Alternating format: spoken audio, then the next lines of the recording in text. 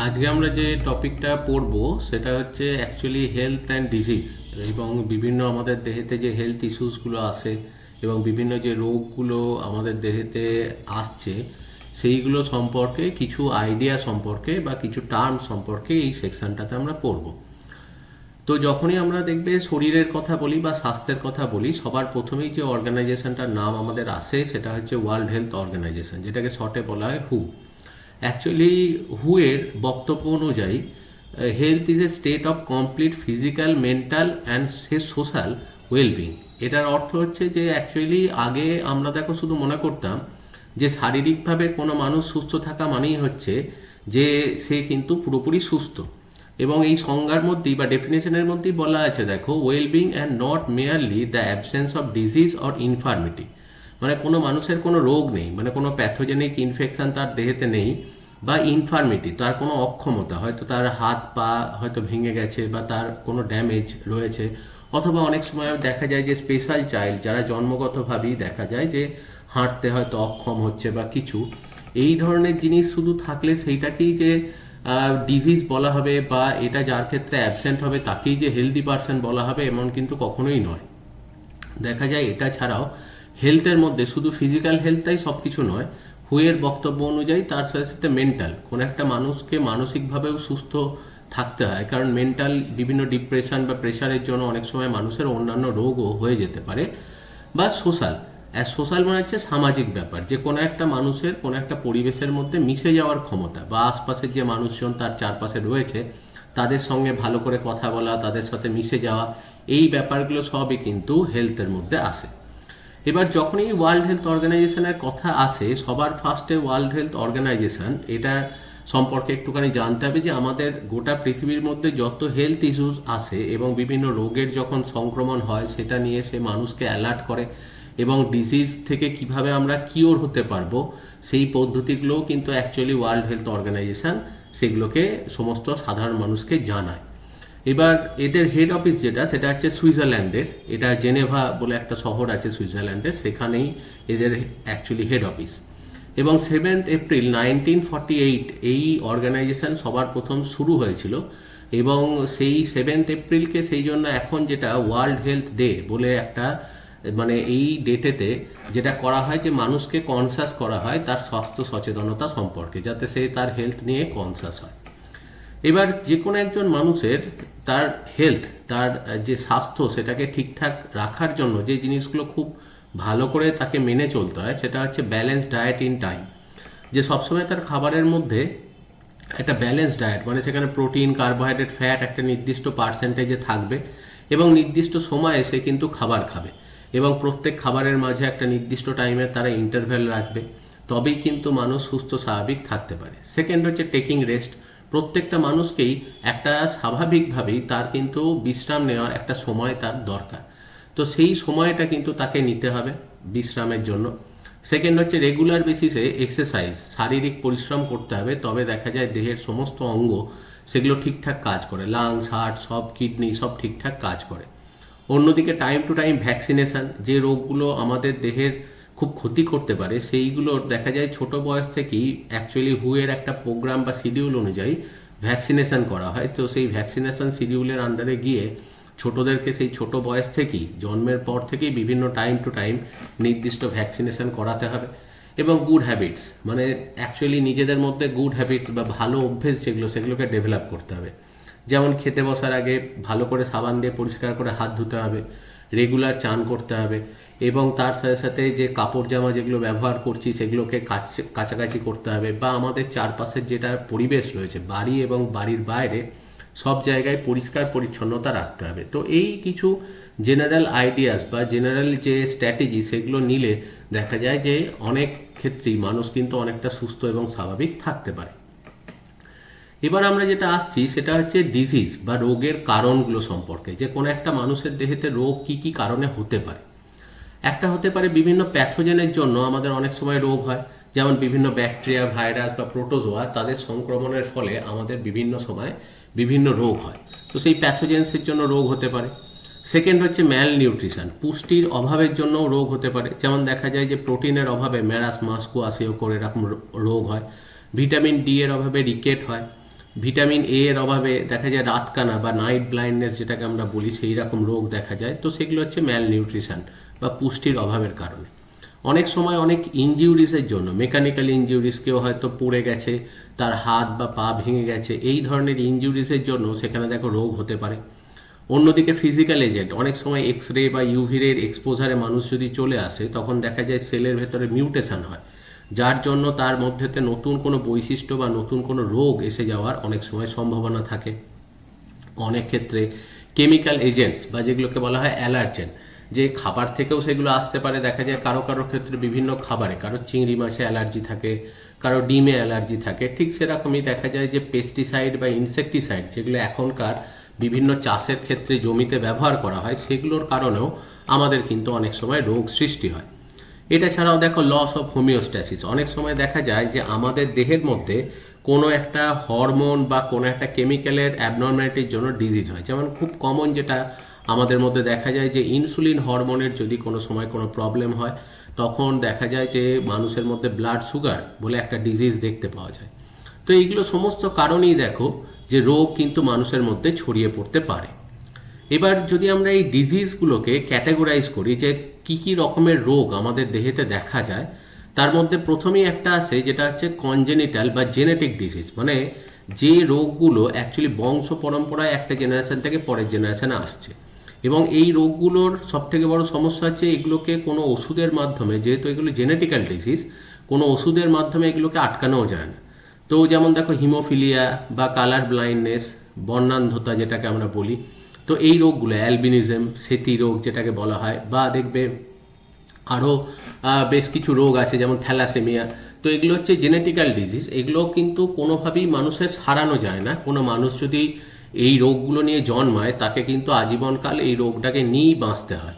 এবং এই রোগ থেকে বাঁচার একমাত্র উপায় হচ্ছে সেটা হচ্ছে জেনেটিক কাউন্সেলিং। তো জেনেটিক কাউন্সেলিং ছাড়া আর কিন্তু কোনো উপায়ে এই রোগটাকে কন্ট্রোল করা সম্ভব নয়। এবং এইটা কিন্তু দেখো জেনেটিক্যালি সে আসছে, এবং এটা কোনো শিশুর নিজের ইচ্ছাতে সেটা আসছে না, এটা জেনেটিক্যালি বংশ পরম্পরায় তার মধ্যে আসছে। অন্যদিকে দেখো অ্যাকোয়ার্ড ডিজিজ বলতে বোঝানো হয় যে জন্মগতভাবে তার এই রোগটা ছিল না, কিন্তু তার অভ্যেসগত কারণে বা তার হয়তো ঠিকমতো খাবার খাওয়া বা পরিবেশের কোনো দূষিত বস্তু তার দেহের মধ্যে ঢোকার জন্য, দূষিত বস্তু মানে কোনো কেমিক্যাল হতে পারে, পেস্টিসাইড, ইনসেকটিসাইড, অথবা কোনো প্যাথোজেন, ব্যাকটেরিয়া, ভাইরাসও হতে পারে, সেগুলো ঢোকার জন্য তার দেহেতে কোনো রোগ সৃষ্টি হচ্ছে। তো সেগুলোকে বলা হয় অ্যাকোয়ার্ড ডিজিজ, মানে এগুলো জন্মগত রোগ নয়। এবার কিছু অ্যাকোয়ার্ড ডিজিজ হয় যেগুলো নন ইনফেকশাস, মানে কারো দেহেতে হয়তো সেটা হয়েছে কিন্তু তার থেকে অন্যজনাকার দেহের মধ্যে ওটা ছড়াবে না, সেই জন্য এগুলোকে বলা হয় নন কমিউনিকেবলও বলা হয়। যেমন দেখা যায় ক্যান্সার, কোনো মানুষের ক্ষেত্রে ইউভি রে বা এক্স রে কাজ করে তার দেহেতে মিউটেশন ঘটিয়ে অনেক সময় ক্যান্সার তৈরি করে। এই ক্যান্সার কিন্তু তার থেকে আর দ্বিতীয় কোনো মানুষের কাছে ছড়াবে না, মানে ক্যান্সার আক্রান্ত কোনো মানুষের পাশাপাশি সেকেন্ড যদি কোনো মানুষ থাকে তার দেহেতেও যে ক্যান্সার হবে এমন কোনো ব্যাপার নেই। সেকেন্ড হচ্ছে ডিজেনারেটিভ ডিজিজ, অনেকের ক্ষেত্রে দেখা যায় যে বয়স বেড়ে গেলে বা দেহের মধ্যে ক্যালসিয়ামের অভাব থাকলে অস্টিওপোরোসিস বলে একটা রোগ হয়, যেক্ষেত্রে হাড়টা ফাঁপা স্ট্রাকচার তৈরি করে। এই অস্টিওপোরোসিস কোনো মানুষের কাছেও যদি কোনো দ্বিতীয় কোনো মানুষ যায় তারও যে অস্টিওপোরোসিস হয়ে যাবে এরকমও কোনো ব্যাপার নেই। থার্ড হচ্ছে অ্যালার্জিক ডিজিজ, দেখা যায় কারো কারো কোনো খাবারেতে অ্যালার্জি থাকে, কারো চিংড়ি মাছেতে অ্যালার্জি আছে, কারো হয়তো দেখা যাচ্ছে ডিমে অ্যালার্জি আছে। এটাও কিন্তু অ্যাকোয়ার্ড ডিজিজ, এটা জেনেটিক্যাল ডিজিজ নয়, কিন্তু এমন নয় যে যার অ্যালার্জি আছে তার পাশাপাশি থাকলে সেকেন্ড কোনো মানুষেরও কিন্তু ওই অ্যালার্জি রোগ হয়ে যাবে, এটা কিন্তু কখনোই নয়। বা ডেফিসিয়েন্সি ডিজিজ, কারো ক্ষেত্রে খাবারের অভাবে হয়তো দেখা গেল এই যে ম্যারাসমাস বা কোয়াশিওকোর প্রোটিনের অভাবে হয়, তো এগুলো দেখো অ্যাকোয়ার্ড ডিজিজ, কিন্তু এমন নয় যে এই রোগটা কাছাকাছি এই রোগীর কাছে যারা থাকবে তারাও এই রোগটায় ওর থেকে আক্রান্ত হতে পারে। তো এগুলো সবই অ্যাকোয়ার্ড ডিজিজ কিন্তু নন ইনফেকশাস। অন্যদিকে দেখো অ্যাকোয়ার্ড ডিজিজ কিন্তু সেগুলো ইনফেকশাস বা কমিউনিকেবল, মানে একজনের দেহ থেকে আরেকজনের দেহের মধ্যে এই রোগগুলো ছড়াতে পারে। যেমন খুব কমন করোনা ভাইরাস, যেমন দেখবে এখন রোগ ছড়াচ্ছে একজনের থেকে একজনকে। এবার এই ডিজিজগুলো দেখো ভাইরাল হতে পারে, ভাইরাসের মাধ্যমে ছড়াতে পারে, যেমন corona virus. Second, fungal disease হতে পারে, ফাঙ্গাসের মাধ্যমে ছড়াতে পারে, যেমন দেখা যায় দাঁত যেটাকে বলা হয়, ইংরেজিতে ওটাকে বলা হয় রিংওয়ার্ম। তো সেটা কিন্তু একজনের থেকে একজনাকার দেহেতে ছড়াতে পারে এবং সেটা কিন্তু দেখো কমিউনিকেবল ডিজিজ। অন্যদিকে হেলমিন্থ, আমাদের দেহের ভেতরে যে গোল কৃমি, ফিতা কৃমি, মানে তোমার টেপ ওয়ার্ম, রাউন্ড ওয়ার্ম যেগুলো ইনফেক্ট করে, সেগুলো একজন মানুষ থেকে আর একজন মানুষের দেহেতে কিন্তু যেতে পারে। এগুলোও কিন্তু কমিউনিকেবল ডিজিজ। অন্যদিকে রিকেটসিয়াল ডিজিজ মানে হচ্ছে, রিকেটসিয়া বলে একটা ব্যাকটেরিয়া হয় যেগুলো টিক্স অ্যান্ড মাইটস, উকুন এবং ছারপোকার মাধ্যমে একজন মানুষ থেকে আর একজন মানুষের দেহেতে সংক্রামিত হয়। এটা ছাড়াও দেখো বিভিন্ন ব্যাকটেরিয়াল ডিজিজ হতে পারে যেগুলো ব্যাকটেরিয়ার মাধ্যমে ছড়াচ্ছে, অথবা বিভিন্ন প্রোটোজোয়ান ডিজিজ হতে পারে যেগুলো প্রোটোজোয়া বা এককোষী জীব, ইউনিসেলুলার অর্গানিজমের থ্রু দিয়ে যেতে পারে, যেমন প্লাজমোডিয়াম, যেটা ম্যালেরিয়ার যে ডিজিজ, ম্যালেরিয়ার প্যাথোজেন, যেটা ম্যালেরিয়া ডিজিজটাকে অ্যাকচুয়ালি তৈরি করছে। তো এইরকম বিভিন্ন রকমের ডিজিজ কিন্তু অ্যাকচুয়ালি দেখো ক্যাটাগরাইজ আমরা করতে পারি। এবার কিছু এদের মধ্যে ডিজিজ আছে যেগুলো ডাইরেক্টলি ট্রান্সমিটেড হয়, মানে যেখানেই ধরো ক্রাউডেড এরিয়া, যেখানেতে বাজার বা বাস বা ট্রাম, যেখানে প্রচুর লোক একসাথে আছে, সেইখানে অনেক সময় দেখা যায় একজন থেকে আরেকজনাকার দেহের মধ্যে এই রোগ ছড়াতে পারে। এবার সেই ছড়ানোর পদ্ধতিও বিভিন্ন হয়। কোনো সময় কন্ট্যাক্ট উইথ ইনফেক্টেড পার্সন, হয়তো দেখা গেলো ডাইরেক্টলি একজন মানুষ ইনফেক্টেড, তার সাথে দেখা করতেছে, আর একজন মানুষ হয়তো তার সাথে হ্যান্ডশেক করছে বা কোলাকুলি করছে, তাতে একজনার থেকে আর একজনাকার দেহের মধ্যে কিন্তু রোগ ছড়াতে পারে। সেকেন্ড, ড্রপলেট ইনফেকশন, যেমন করোনার ক্ষেত্রে হয় যে কাশি বা হাঁচির এই ড্রপলেট যেগুলো রয়েছে সেগুলো দিয়ে হয়তো দ্বিতীয় কোনো পার্সন ইনফেক্টেড হতে পারে, সেগুলোকে বলা হয় ড্রপলেট ইনফেকশন। থার্ড হতে পারে থ্রু প্লাসেন্টা, যে ভাইরাস যদি খুব আকারে ছোট হয়, যেমন এইচআইভি ভাইরাস আকারে খুব ছোট, তো মা যদি এইচআইভিতে আক্রান্ত হয় তাহলে প্লাসেন্টার মাধ্যমে ওই ভাইরাস কিন্তু চাইল্ডের বডিতেও যেতে পারে, এবং সেক্ষেত্রে চাইল্ড কিন্তু জন্ম থেকেই এইচআইভি নিয়েই জন্মাবে। তো প্লাসেন্টার থ্রু দিয়েও দেখো অ্যাকচুয়ালি এই রোগটা ছড়াতে পারে। মানে এই প্রত্যেকটা রোগে কিন্তু ইনফেক্টেড পার্সন থেকে ডাইরেক্ট সেকেন্ড একজন ইনফেক্টেড পার্সনের কাছে ছড়াচ্ছে। বা অনেক সময় কুকুরের কামড়ের জন্য বা বিভিন্ন অ্যানিমেল, কুকুর, বেড়াল, এদের কামড় থেকেও কিন্তু রোগ ছড়াতে পারে। যেমন আমরা জানি যে র্যাবিস, অ্যাকচুয়ালি জলাতঙ্ক যে রোগটা হয় সেটা কিন্তু মানুষের, মানে কুকুরের কামড় থেকেই মানুষের মধ্যে ছড়িয়ে পড়ে। আবার অনেক সময় দেখা যায় কন্ট্যাক্ট উইথ সয়েল, যে মাটির সাথেতে অ্যাকচুয়ালি থেকেও অনেক সময় রোগ ছড়ায়। কারণ দেখবে যে অ্যাকচুয়ালি ওই বিভিন্ন ওয়ার্ম যেগুলো হয়, যে তোমার টেপ ওয়ার্ম, রাউন্ড ওয়ার্ম, গোল কৃমি, ফিতা কৃমি, এদের ডিমগুলো মাটিতে থাকে। এবার যারা মাটিতে, হয়তো চাষি মানুষ যারা মাটিতে কাজ করছে, বা ছোট ছেলেরা মাটি নিয়ে খেলা করছে, তারপর যদি ভালো করে হাত না ধুয়ে সে খাবার খায়, তাহলে অনেক সময় এই ডিমগুলো কিন্তু ওদের ডাইজেস্টিভ ট্র্যাক্টে যায়, এবং সেখান থেকে কিন্তু পরে এই কৃমি দিয়ে যে রোগগুলো হয়, মানে ওয়ার্ম যেগুলো, রাউন্ড ওয়ার্ম বা টেপ ওয়ার্ম, সেই রোগগুলো ছড়াতে পারে। তো এগুলো হচ্ছে ডাইরেক্ট ট্রান্সমিশন। আর একটা হচ্ছে ইনডাইরেক্ট ট্রান্সমিশন, যেখানেতে একজন ইনফেক্টেড পার্সন থেকে আরেকজন ইনফেক্টেড পার্সনের রোগটা যাচ্ছে, কিন্তু মাঝে কোনো একজন ইন্টারমিডিয়েট কিছু জিনিস আছে।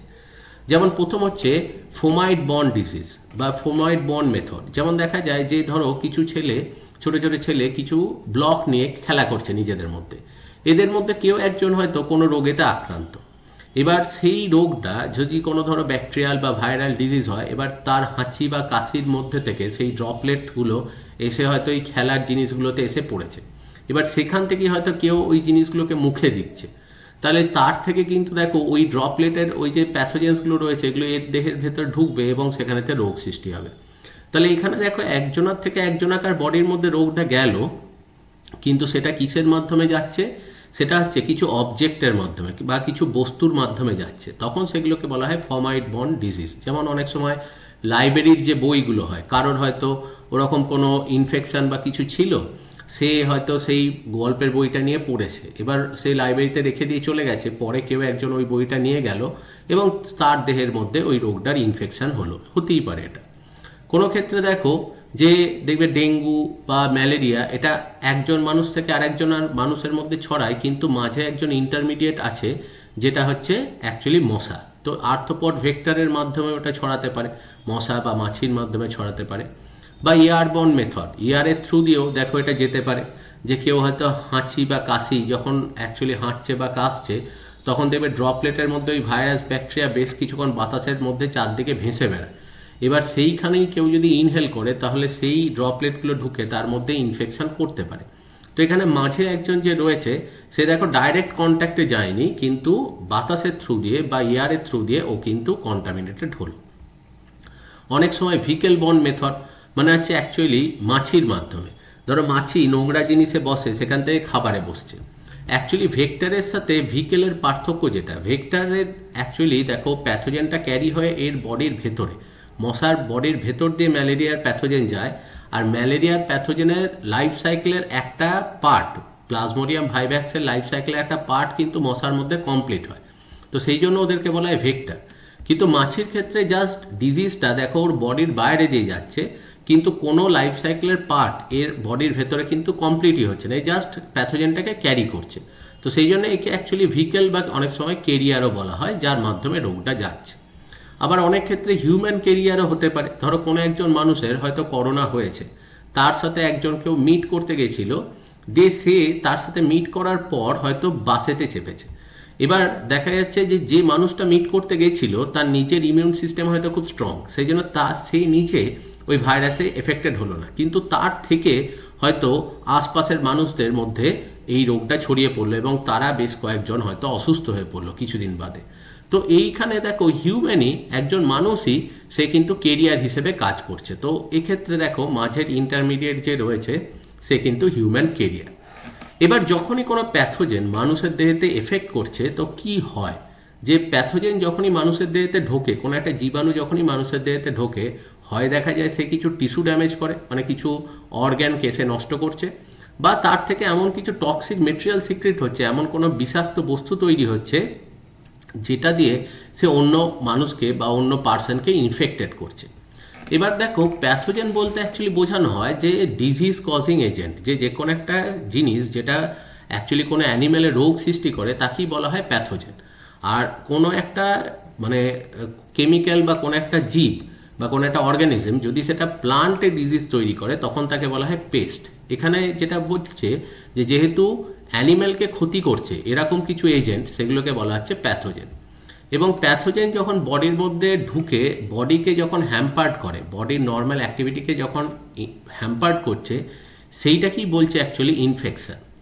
আর ইনকিউবেশন পিরিয়ড বলে একটা টার্ম আছে, খুব ইম্পর্টেন্ট। ইনকিউবেশন পিরিয়ড বলতে বোঝানো হয় যে কোনো একটা ডিজিজ আমাদের বডিতে ঢোকার পর একটা টাইম বাদে কিন্তু তার সিমটমসগুলো প্রকাশ পায়।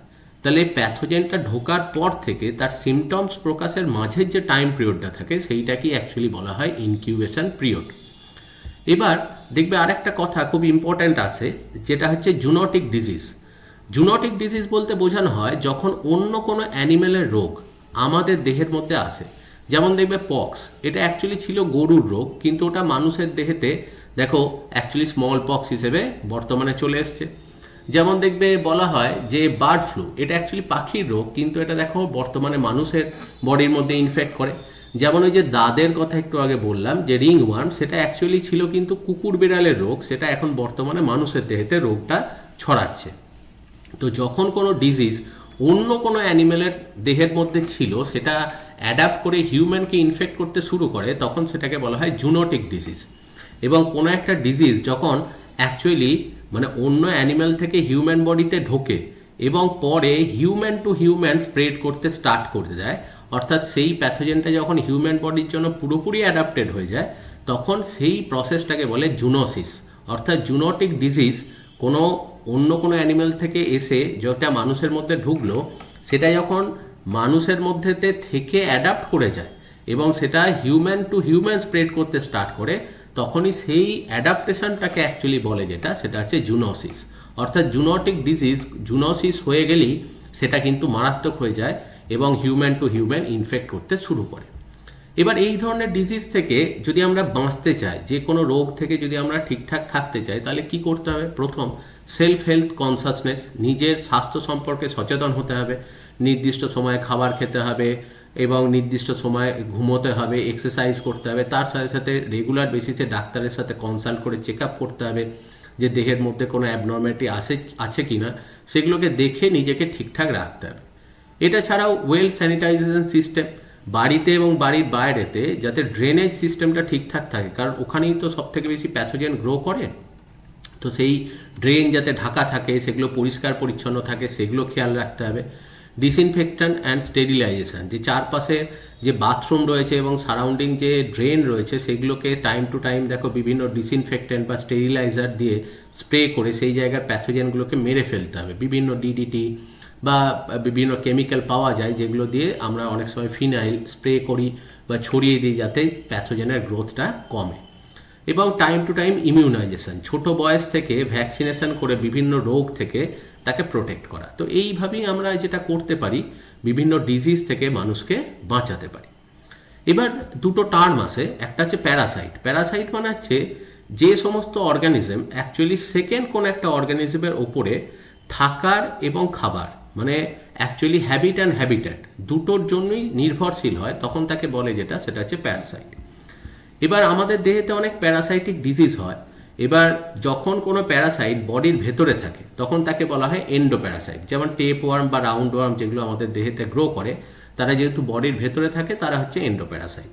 এবং এরা কিন্তু সবাই অব্লিগেট প্যারাসাইট, মানে এরা বাধ্যতামূলক পরজীবী, কারণ এদেরকে যদি বডির বাইরে বার করে দেওয়া হয় এরা কিন্তু মরে যাবে। তো সেই জন্য এদের হচ্ছে সবাই কিন্তু অব্লিগেট প্যারাসাইট, কারণ এরা অ্যাকচুয়ালি দেখো এদের কারোরই ডাইজেস্টিভ সিস্টেমও ঠিকঠাক থাকে না, এবং এরা যেহেতু হিউম্যান বডির ভেতরে আছে এরা সবাই কিন্তু অ্যানারোবিক। তো সেই জন্য বডি থেকে বাইরে বার করে দিলে অ্যারোবিক কন্ডিশনে এরা সব মরে যায়।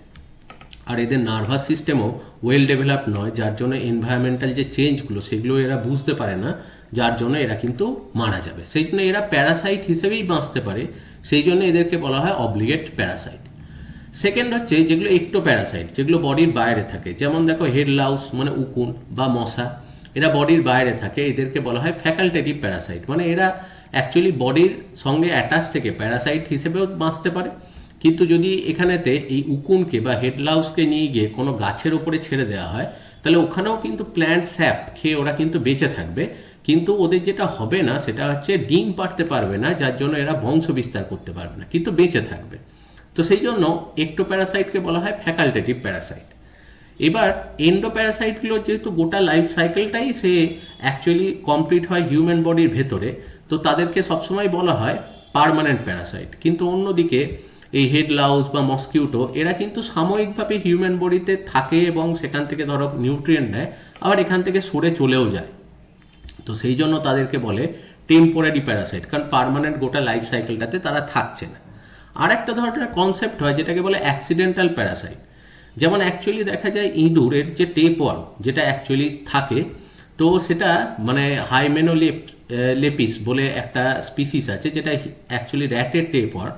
অনেক সময় হঠাৎ করে সেটা হয়তো মানুষের মধ্যে পাওয়া যায়, কিন্তু মানুষের মধ্যে পাওয়ার কথা নয়, কিন্তু যদি কোনো সময় দেখা যায় যে অ্যাকচুয়ালি ওই স্টোর যে জায়গাগুলোতে দেখবে খাবার স্টোর করা হয় সেখানে ইঁদুর থাকে, এবার তাদের দেখবে আনডাইজেস্টেড ফুড পার্টিকেলের সঙ্গে হয়তো ডিম এসে খাবারের ওপরে পড়েছে। এবার আমরা হয়তো সেই খাবারগুলো ঠিকমতো রান্না না করে বা ঠিকমতো না ধুয়ে খাবার যদি খেয়ে ফেলি, তাহলে সেই ডিমগুলো অনেক সময় হিউম্যানের বডিতে চলে যায় এবং সেখানেতে ওই প্যারাসাইটটা গ্রো করে যায়। এবার সেটা তো অ্যাকচুয়ালি দেখো হিউম্যান ওর হোস্ট নয়, তবু ওর বডির ভেতরে যদি এটা গ্রো করে যায় তখন এই ধরনের প্যারাসাইটকে বলা হয় অ্যাক্সিডেন্টাল প্যারাসাইট। অর্থাৎ কোনো প্যারাসাইট তার নির্দিষ্ট হোস্ট ছাড়া অন্য কোনো হোস্টের ভেতরে যদি গ্রো করতে পাওয়া যায় তখন তাকে বলা হয় অ্যাক্সিডেন্টাল প্যারাসাইট।